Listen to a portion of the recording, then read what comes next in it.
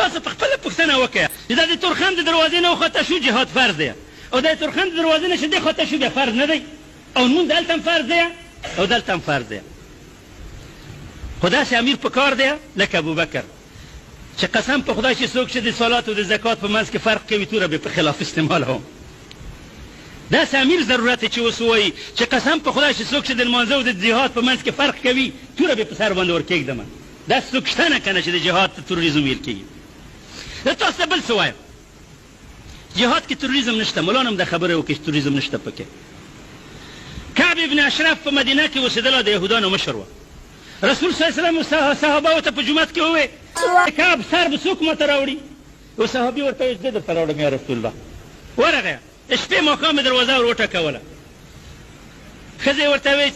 چې څوک دی وایي چې پناه دې غواړي ښځې ورته ویل چې سړی مه وروځه د ما ته پوزو باندې د وینو بوی راځي وایي نه دا زما ډېر ملګری دی دا خو اعتباري سړی دی خبر نه و چې ته پیغمبر وظیفه ورکړې ده چې ور ووتله غاړه یې چې ورکړله وایي څه ښه عطر دی ویلي ته د سر را نږدې کړه چې بوی کړمه شاړی ورته واخیسته د شانه یې حلال کړله سر یې ونیوه په تخر کې راوړ جومات یې پیغمبر ته راوړ دا د کعب ابن اشرف سر که دا تروریزم وي خو دا پیغمبر کړی دی په مسجد نبوي کې شوی دی په مدینه کې شوی دی صحابي دا کار کړی دی او که دا تروریزم نه وي نو ته دې نه سخت تروریزم راوښیه چې کوم دی بل تروریزم کوم دی ابي رافع ته د یهودانو مشر ته په خیبر کې صحابي ورغی په دروازه ور په دیوال ور ووښته او په خنجر یې وویله چې ویې ویله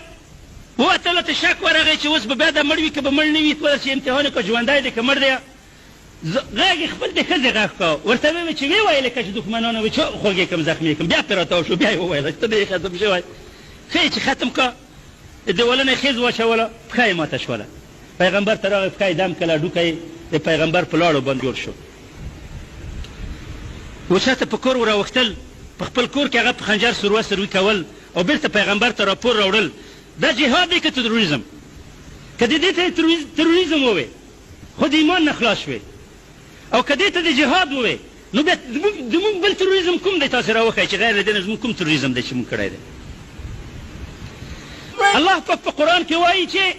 فقاتلوا ائمة الكفر انهم لا ايمان لهم فانهم لا ايمانهم لعلهم ينتهون د کافرانو مشرانو سرداران مړه کوي چې دا هېڅ عهد و ذمه نه لري د کافرانو سردارانو مشران مړه کوي د دې آیات نه معنا دا ده چې بوش مردار کوي پوتین مردار کوي د یهودانو مشر مردار کوي د هندوانو مشر مردار کوي خو همدا داسې معنا ده کافرانو څوک دي که نه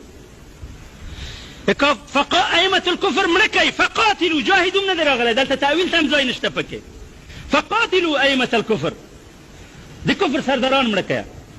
لعلهم ينتهون فإنهم لا ايمان لهم دوی په وعدو په پروتوکولو په معاهداتو باور مه کوئ چې هېڅ عهد و باور پروتوکول نه لري تر څو چې د دې کفر او د ظلم نه دوی توبه وباسي خلاص شي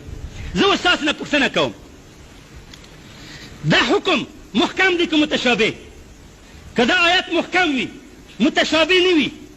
تأویل نشي پکې کېدی منسوخ نه وي په خپل حال پاتې وي نو اوس د کفر سرداران چې په اوس عصر کې موجود دي قرآن موږ ته امر کړی چې دا مړه کړو که مړه نه کړو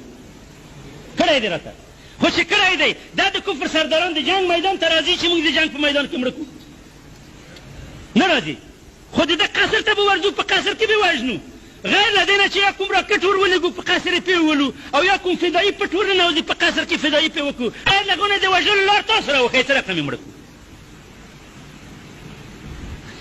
وقتی چې د کفر د سردارانو وژل مأمور بهي وي طریقه یې هم مأمور بهي ده متوجه شي خبرې ته د کفر د سردارانو وژل چې مأمور بهي وي هغه طریقه چې دی پې وژل کېږي هغه هم مأمور بهي ده ما لا يتم الواجب الا به فهو الواجب یو واجب کار حکم چې بې د کومې طریقې نه عملي کېږي هغه طریقه هم واجب ده که طریقه به وژنې مونږ اوس ټول هغه طریقې پیدا کوو چې د کفر سرداران څه رقم په خپلو قصرو کې مردار کړو او انتقام ته واخلو د عراق د جیل نه یو مسلمانې ښځې په انټرنیټ کې راته پیغام راولېږل ما د جیل نه مخکې دا قصه وه عکسونه یې م راولېږل چې امریکایانو ورسره دستجمي زنا او لواطت کوله دستجمي زنا او لواطت عکسونه یې م راولېږل په انټرنیټ کې او بیا یې وایي چې مسلمانانو د ما سره د ورځې 9 نفر امریکایان زنا کوي